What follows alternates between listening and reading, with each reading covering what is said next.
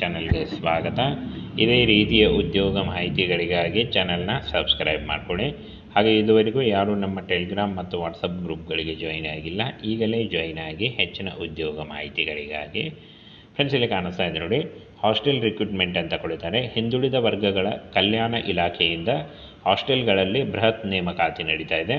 ಹಾಗೆ ಇನ್ನು SSLC pass ಆದಂಥ ಅಭ್ಯರ್ಥಿಗಳು ಅರ್ಜಿಗಳನ್ನು ಸಲ್ಲಿಸಬಹುದಾಗಿರುತ್ತೆ.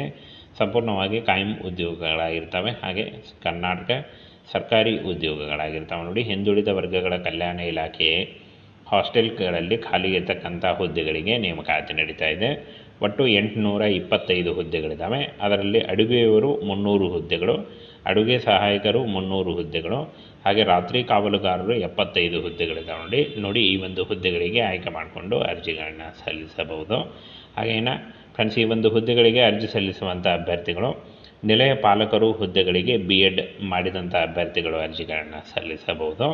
ಹಾಗೆ ಇದನ್ನು ಹೊರತುಪಡಿಸಿ ಇನ್ನು ಉಳಿದಂಥ ಎಲ್ಲ ಹುದ್ದೆಗಳಿಗೆ SLC ಆದಂಥ ಅಭ್ಯರ್ಥಿಗಳು ಅರ್ಜಿಗಳನ್ನು ಸಲ್ಲಿಸಬಹುದಾಗಿರುತ್ತೆ. ಅಫಿಷಿಯಲ್ ವೆಬ್ಸೈಟಿಗೆ ಹೋಗಿ ಆನ್ಲೈನ್ ಮೂಲಕ ಅರ್ಜಿಗಳನ್ನು ಸಲ್ಲಿಸಬೇಕಾಗುತ್ತೆ. ಹಾಗೆಯೇ ಈ ಒಂದು ಹುದ್ದೆಗಳಿಗೆ ಸಂಬಂಧಪಟ್ಟಂತೆ ಆಯ್ಕೆ ಅಂತ ಅಭ್ಯರ್ಥಿಗಳಿಗೆ 18,000ದಿಂದ 30,000ವರೆಗೆ ಪರ್ ಮಂತ್ ಸ್ಯಾಲ್ರಿ ಆಗಿರುತ್ತೆ ನೋಡಿ.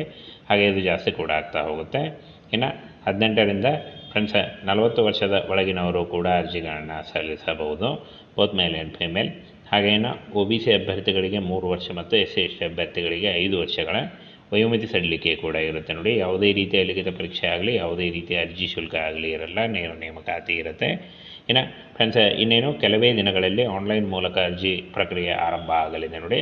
ಇಲಾಖೆಯ ಮೂಲಗಳು ತಿಳಿಸಿ ಅಧಿಕೃತ ಅಧಿಸೂಚನೆ ಬಿಡುಗಡೆಯಾಗಿ, ಹಾಗೆ ಆ ಬಳಿಕ ಇಲ್ಲಿ ನೋಡಿ, ಅಧಿಕೃತ ಅಧಿಸೂಚನೆ ಬಿಡುಗಡೆಯಾದಂಥ ನಂತರ ಬಳಿಕ ಆಸಕ್ತ ಅಭ್ಯರ್ಥಿಗಳು ಇಲಾಖೆಯ ವೆಬ್ಸೈಟಿಗೆ ಹೋಗಿ ಅರ್ಜಿಗಳನ್ನು ಸಲ್ಲಿಸಬೇಕಾಗುತ್ತೆ. ಹಾಗೇನು ಈ ಒಂದು ಹುದ್ದೆಗಳಿಗೆ ಶೀಘ್ರದಲ್ಲಿ ಅಧಿಸೂಚನೆ ಬಿಡುಗಡೆಯಾಗುತ್ತೆ ನೋಡಿ. ಇನ್ನು ಈ ಒಂದು ಹುದ್ದೆಗಳಿಗೆ ಅರ್ಜಿ ಸಲ್ಲಿಕೆ ಶುರುವಾಗಿಲ್ಲ, ಇನ್ನೇನು ಕೆಲವೇ ದಿನಗಳಲ್ಲಿ ಈ ಒಂದು ಹುದ್ದೆಗಳಿಗೆ ಅರ್ಜಿ ಸಲ್ಲಿಕೆ ಕೂಡ ಬಿಡುಗಡೆಯಾಗುತ್ತೆ ನೋಡಿ.